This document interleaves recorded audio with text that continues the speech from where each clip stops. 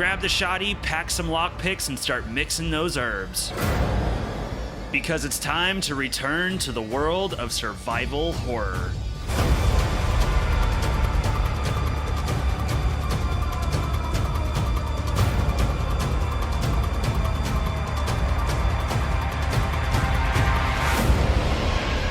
What's up everybody, I'm KIRK, and today we are trudging into Resident Evil Village. But before all that, please remember to subscribe and ring that bell for more videos that'll make you feel like you need a tetanus shot. Alrighty, let the horror begin.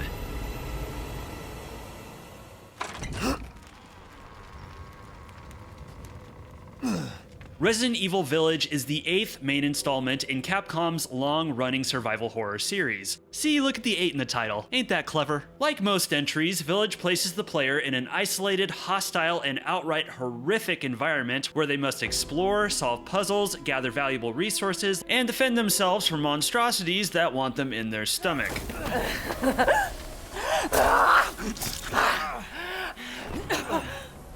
Resident Evil 7 Biohazard brought the series back to its roots, recreating a similar scenario as seen in the first game while also paying tribute to American horror cinema, specifically the Texas Chainsaw Massacre and Evil Dead. With Village, we see a similar approach. The game takes a surprising amount of inspiration from the series' legendary 4th entry, with a similar European setting, and much like 7's reverence for American horror, Village entrenches its world in classic European Gothic horror: vampires, werewolves, the occult, and even Frankenstein. It's a game that feels familiar, but also manages to be its own beautiful, twisted thing.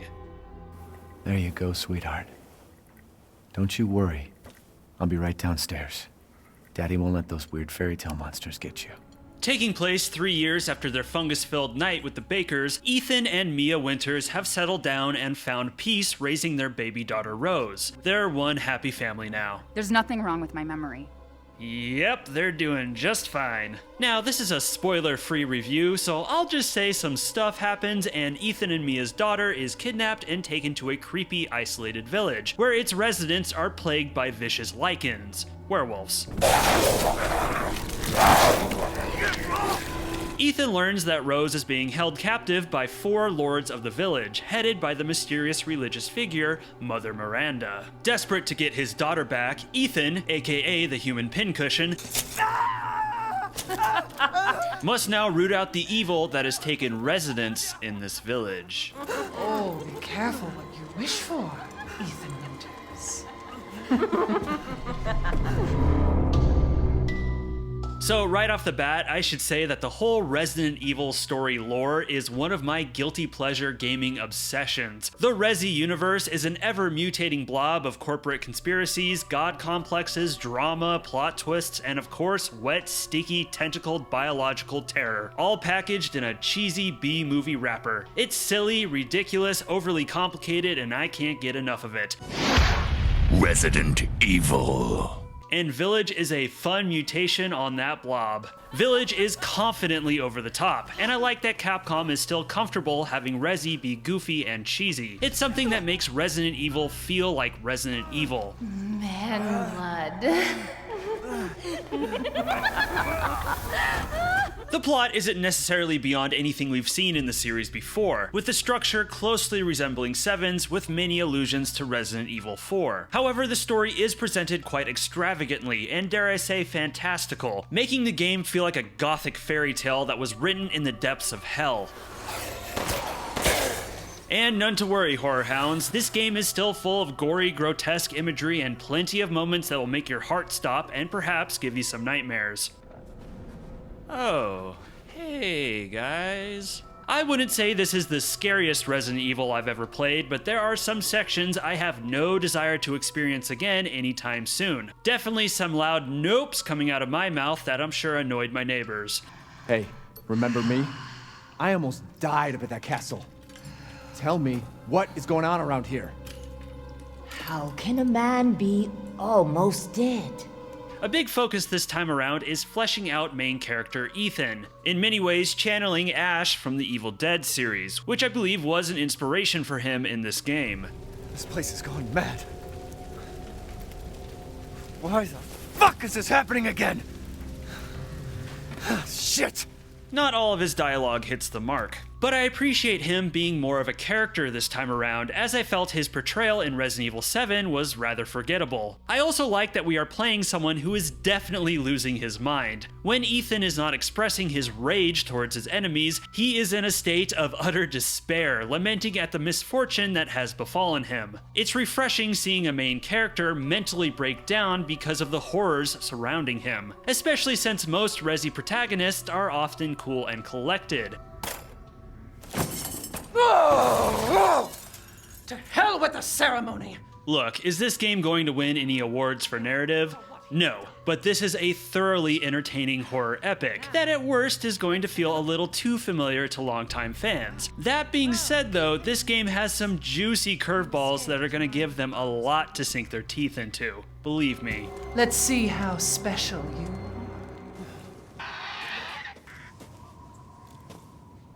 Village is a stunning, gorgeous, magnificent looking game. Disturbing, disgusting, and horrific too, of course, but magnificent nonetheless. That's all blood, by the way. Every inch of this game is littered with intricate detail. Meat hung up to cure in a kitchen swaying in the winter air, muddy, dingy barns barely held together by rotting wood, dry, wilted flowers highlighted by the orange candles of a sinister vigil, and unlike the cereal, this frosted wheat looks stunning swaying in the icy breeze of this bumpy frozen hillside, the uneven landscape of the silhouetted village laid out before you. The only blemishes I noticed in the presentation was the occasional pop-in, but it hardly took away from the game's immaculate visuals. Great ones, hear our voice, together as one in reverence. An improvement over Resident Evil 7 are the character models and animations. Characters look good in 7, but their facial animations were a little on the stiff side with spotty lip sync, and up close the models had a waxy appearance to them. Although it was Louisiana, perhaps they were just meant to be sweaty, who knows. But in Village, characters animate more fluidly and realistic, with greater detail put into their models, like big ladies cracking pale skin. Monsters are equally detail-rich. Resident Evil's take on werewolves is as menacing and grotesque as you'd expect. The lycans have gray, almost decrepit-looking skin, with contorted teeth and razor claws painted with the blood of a fresh kill. And a nice touch is that they still retain some features of their human selves. Bald heads, torn-up clothing, enough to remind the player that these were once normal people. They're a worthy addition to the vast monster gallery of this franchise. And that's not even mentioning the awesome designs of the other monsters you'll encounter, but I'll let you discover those for yourselves.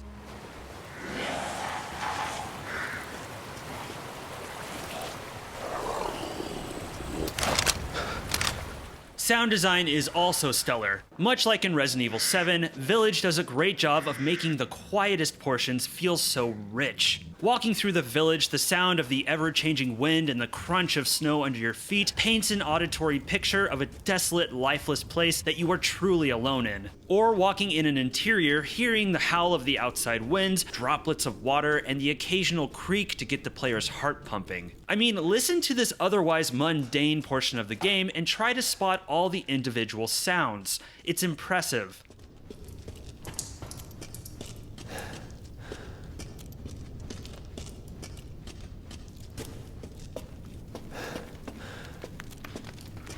I'm the child. You're the one who's arguing with Miranda's decision. You wouldn't know responsibility if it was welded Oh, to keep growing. One day your head might actually fit your ego.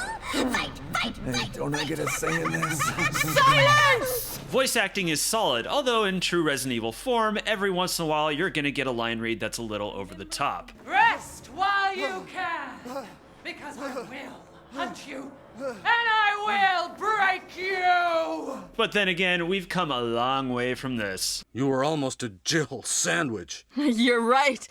Barry, thanks for saving my life. And finally, ray tracing is also available, but only on the next generation consoles and PC. When this feature was first announced by Capcom, they claimed the game would run at 45 frames per second with ray tracing turned on, as opposed to 60 with ray tracing turned off. But in truth, even with ray tracing turned on, Village rarely dropped below 60 frames per second. There were only a few portions of the game that actually dipped down into the 40s. This was a pleasant surprise, especially since the ray tracing experience on PlayStation 5 is usually locked at 30 frames per second. But I think a reason for that is because the ray tracing implementation is not of the highest quality. Ray traced reflections unfortunately appear low quality and blurry, but to be fair, the benefits of the technology are still very much present, like the way light bounces off certain objects or the way shadows settle more naturally in the environment. But truthfully, I'm a little skeptical about whether or not players will really be able to tell the difference between ray tracing turned on and off, which is a shame. However, I don't consider it that much of a negative, because it won't really affect your experience one way or the other, and it doesn't change the fact that this is easily the best looking and sounding Resident Evil to date.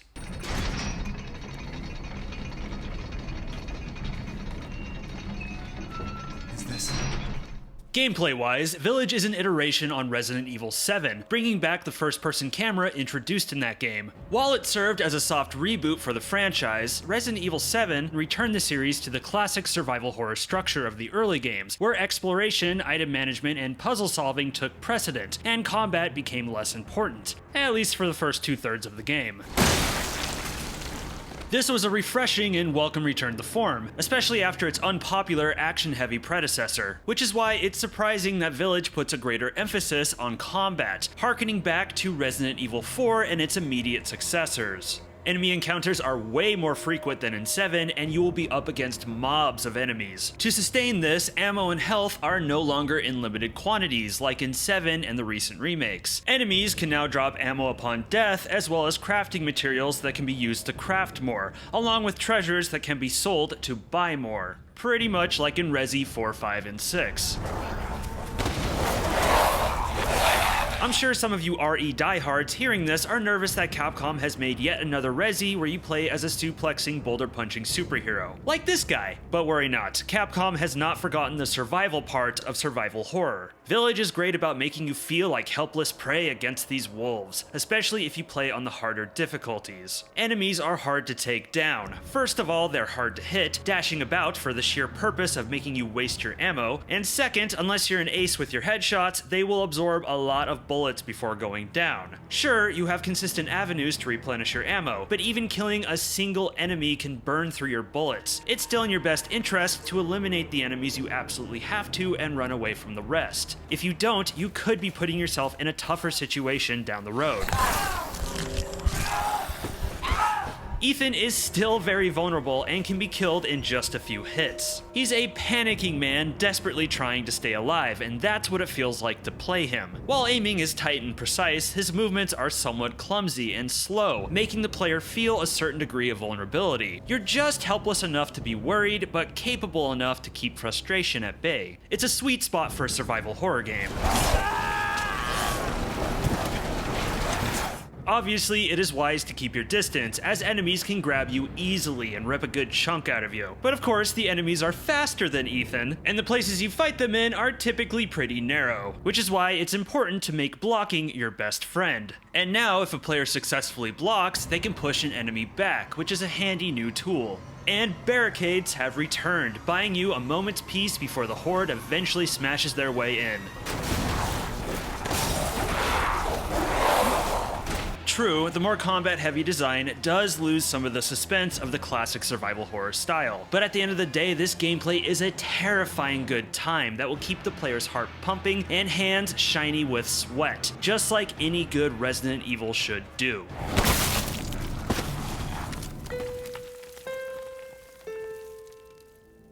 Item and logic puzzles, well, simple logic puzzles, are still here and numerous. But more importantly, the game has expanded upon the series brand of exploration. Village is exploration intensive, perhaps the most intensive in the series. The titular village lies at the center of the map and serves as your hub area, connecting to the surrounding lands of the village lords. In terms of function, it's not that much different from the Spencer Mansion or the Raccoon Police Department. It's a dense, maze-like place full of hidden goodies. Every time the player returns to it after completing a major portion, they will find they now have the correct key or particular mechanism that will grant them access to new parts of the village, where they will find new treasures to sell, puzzles to complete, and materials that reveal more of the narrative, and even new weaponry. And because of the game's stellar art direction and incredible attention to detail, it was always a pleasure to comb through it.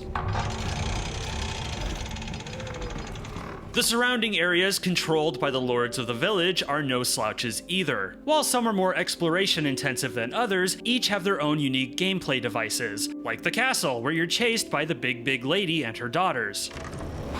Uh-oh. So we finally meet. Uh-oh. Uh-oh! One area in particular takes combat out of the equation entirely, making the player focus only on exploring and puzzle solving, while also scaring the bejesus out of them. It recreates the adventure feel of Resident Evil 4, but still maintains the investigation and discovery that made the classic games so much fun to begin with.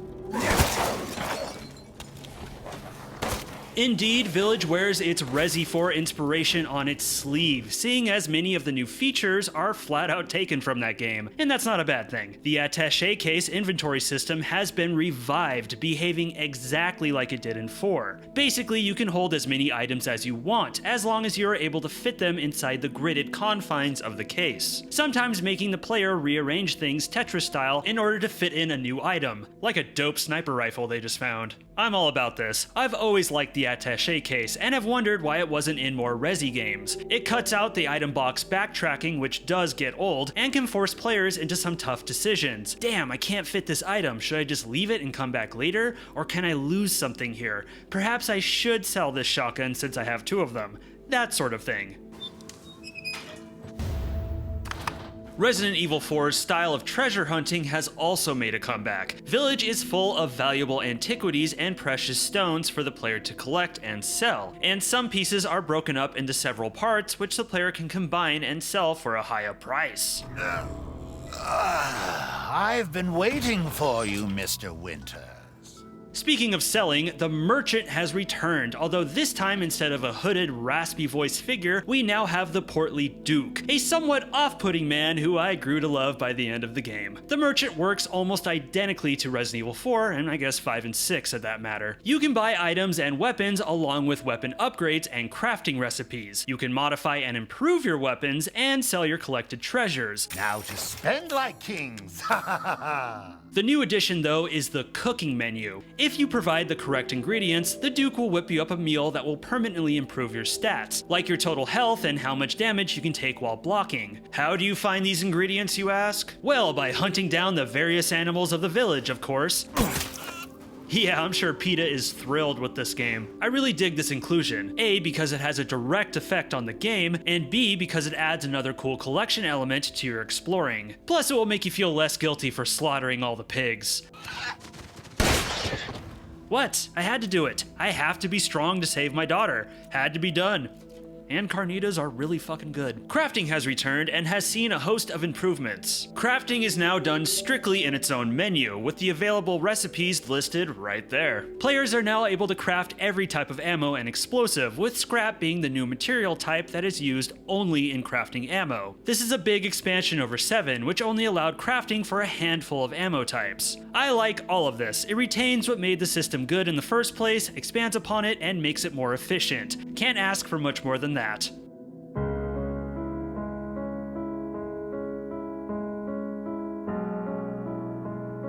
Resident Evil Village is a solid, enjoyable addition to the franchise. It's a creative, visually stunning horror epic that manages to keep players guessing with its variety, with a wild and wonderfully ridiculous narrative that, while a bit predictable for longtime fans, is full of surprises that will keep the lore-obsessed diehards salivating. Yes, the greater emphasis on action in the vein of Resident Evil 4 may cause some to raise an eyebrow, but Capcom managed to have an action-packed combat system that doesn't lose the qualities of what makes Resident Evil Resident Evil. To longtime Resident Evil fans, this village is definitely worth the visit. But if you're someone who wasn't in love with the direction of RE7, well, sad to say this probably won't change your mind. And if you're here for the big lady, believe me, the big lady is here for you too.